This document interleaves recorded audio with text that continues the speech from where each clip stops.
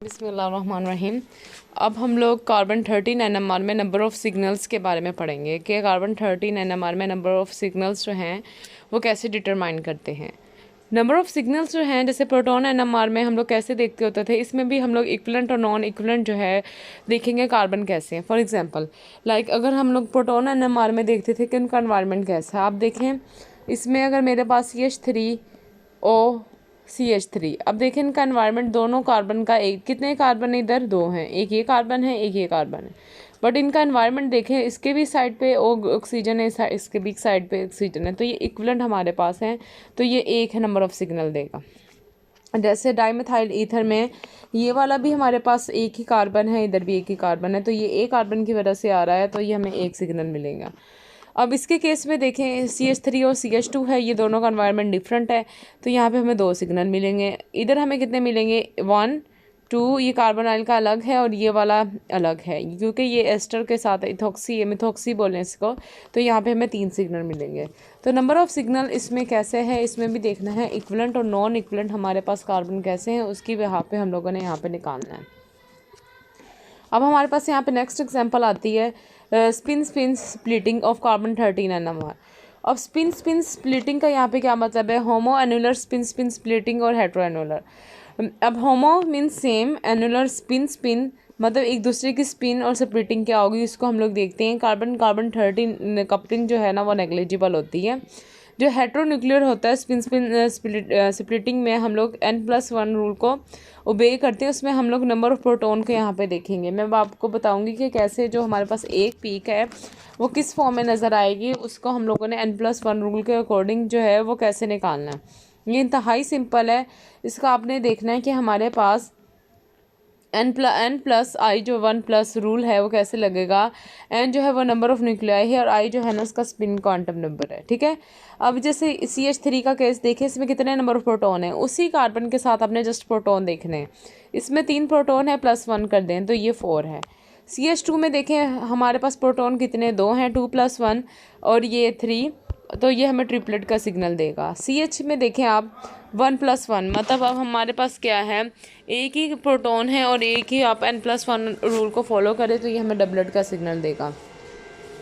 अब ये कार्बोनाइल है, कार्बोनाइल के साथ देखिए कोई भी ऑक्सीजन नहीं, वो हाइड्रोजन नहीं अटैच, तो ये हमें सिंगलेट का ही इसमें सिग्नल आएगा। तो ये था N+1 जो है।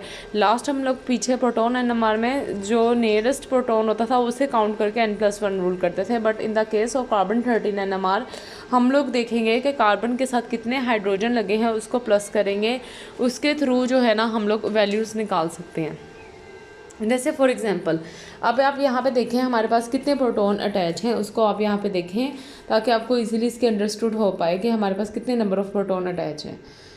अब कार्बन 13 के साथ इधर 1 2 3 एंड हमारे पास कितना आ गया 3 और +1 फार्मूले के अकॉर्डिंग, तो 4 ये क्वार्टेट का, ये मिथाइल कार्बन जो है ना क्वार्टेट का सिग्नल देगा।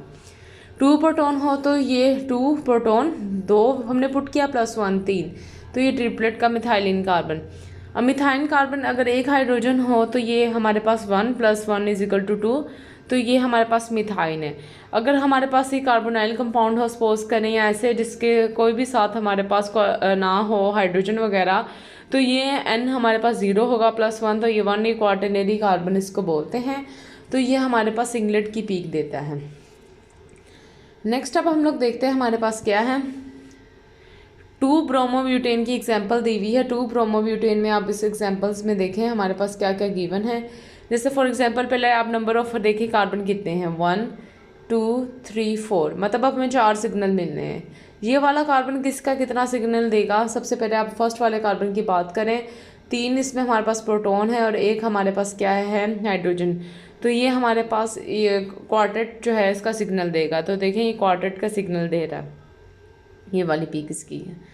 अब इस वाले मिथाइल की देखें, इसकी वो क्वार्टेट की पीक है, इसमें देखें ट्रिपलेट की पीक देगा। ये वाला ट्रिपलेट की पीक कैसे देगा, 2 हमारे पास वो हैं और A1 2+1 रोल, और ये वाला हाईली डीशील्डेड है क्योंकि ब्रोमीन इसके साथ डायरेक्टली अटैच है, वो इलेक्ट्रॉन विड्रॉइंग ग्रुप है, तो ये हमें डबलेट की पीक दे रहा है। ये हैं इनकी पीक्स। ये मैंने आपको एक स्पेक्ट्रा जो है एग्जाम्पल के लिए समझाया ताकि ईजिली क्लेरिफाई हो जाए। नेक्स्ट है हमारे पास कौन कौन से फैक्टर कार्बन 13 NMR को अफेक्ट करते हैं। इसका बिल्कुल प्रोटॉन एनएमआर की तरह ही एग्जाम्पल है। इलेक्ट्रोनेगेटिव अगर हमारे पास आ जाए, जैसे कार्बन 13 एनएमआर में हम लोगों ने फैक्टर्स पढ़े थे, वैसे ही सारे आने हैं। एनाइजोट्रोपिक इफेक्ट वगैरह सारे वही फैक्टर्स आने हैं। इलेक्ट्रोनेगेटिव और नियर बाय एटम, अगर कोई भी हमारे पास कोई भी कार्बन के साथ ऑक्सीजन, नाइट्रोजन या हेलोजन है वो लगा हुआ है, तो हमारे पास ये ना सारे के सारे कार्बन 13 को उसको डी शील्डेड वाले रीजन की तरफ लेके जाएंगे। मतलब जितना ज़्यादा इलेक्ट्रॉन विड्रॉइंग होगा वो इतना डी शील्डेड वाले रीजन की तरफ होगा, और जितना इलेक्ट्रॉन डोनेटिंग ग्रुप होगा वो शील्डेड वाले रीजन की तरफ होगा, जैसे प्रोटॉन एनएमआर में था। अब जैसे मीथेन की बात कर रहे हैं, मीथेन का हमारे पास, और यहाँ पे एमाइन की बात कर लें 27 ppm तक इसकी वैल्यू होगी। जैसे जैसे ऑक्सीजन हाईली इलेक्ट्रोनेगेटिव है तो ये 50 ppm तक है। फ्लोरीन तो हमें 4 इसकी इलेक्ट्रोनेगेटिविटी होती है, तो ये 75 ppm तक इसकी यहाँ पे पीक चल जाती है। तो मतलब ये इतना डी शील्डेड रीजन की तरफ जा रहा है। तो ये था हमारे पास पहला फैक्टर। नेक्स्ट है effect on the chain length. जैसे जैसे चेन लेंथ बढ़ा रहे हैं वैसे वैसे आपको पता है कि जो इंडक्टिव इफेक्ट है वो डिपेंड करता है उस पर, डिस्टेंस पे भी। जितना डिस्टेंस दूर करेंगे उतना इंडक्टिव इफेक्ट कम लगेगा। अगर for example negative I effect है, नेगेटिव आई इफेक्ट है तो वो ज़्यादा डी शील्डेड वाले रीजन की तरफ होगा। तो अब देखें ये क्लोरीन जो है वो वैसे ही नेगेटिव आई इफेक्ट शो कर रहा है, बट इस वाले ये ज़्यादा डी शील्डेड वाले CH2 ग्रुप पे होगा। बी वाला जो है ये उससे कम, ये उससे कम, और यहाँ पे तो इंडक्टिव इफेक्ट इस वाले में था, लास्ट वाले पे तो बहुत ही कम लगेगा, तो ये ज़्यादा शील्डेड वाले रीजन पे होगा। तो बस यहाँ पे ये बताया हुआ है कि जितना भी हमारे पास ऐसे कंपाउंड आ जाए जो ज़्यादा डी शील्डेड हों तो वो डायरेक्टली अटैच होते हैं किसी भी इलेक्ट्रोनेगेटिव एलिमेंट से। पहला इफेक्ट ये हो गया इलेक्ट्रोनेगेटिविटी, दूसरा हम लोगों ने साइज का बता दिया, तीसरा हाइब्रिडाइजेशन है। वही sp3 हाइब्रिडाइजेशन जो in the range of signal 0 से 90 है। sp2 के आपको पता है 110 से 120 है। sp यहाँ पे सबसे ज़्यादा क्या होगा, sp2 की होगी, फिर उसके बाद sp और लास्ट में sp3। इसकी रीज़न बता दी थी कि sp2 में हमारे पास एनाइजोट्रोपिक इफेक्ट की वजह से फील्ड होता है, इसमें भी एनाइजोट्रोपिक इफेक्ट की वजह से फील्ड कैंसिल हो जाता है। अगर किसी को ये नहीं पता एनाइजोट्रोपिक इफेक्ट, मेरी लास्ट वीडियो जाके आप देखें।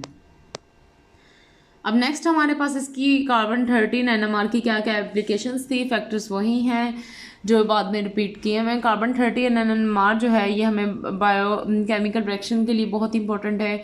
ये हमें इंफॉर्मेशन देता है, मॉलिक्यूलर की पेरिफेरी के बारे में बता रहा है, स्टेबल आइसोटोप्स के बारे में बता रहा है कि ज़ाहिर बात है अब हमें ड्रग्स जो है कोई भी मार्केट में आई, जैसे कोविड-19 था, अब जो सी ड्रग डिज़ाइन की गई है तो उसका फंक्शन, ग्रुप इंटरप्रिटेशन वगैरह वो सारी इन्हीं स्पेक्ट्रोस्कोपी से होता है ताकि हमें इजीली पता चले।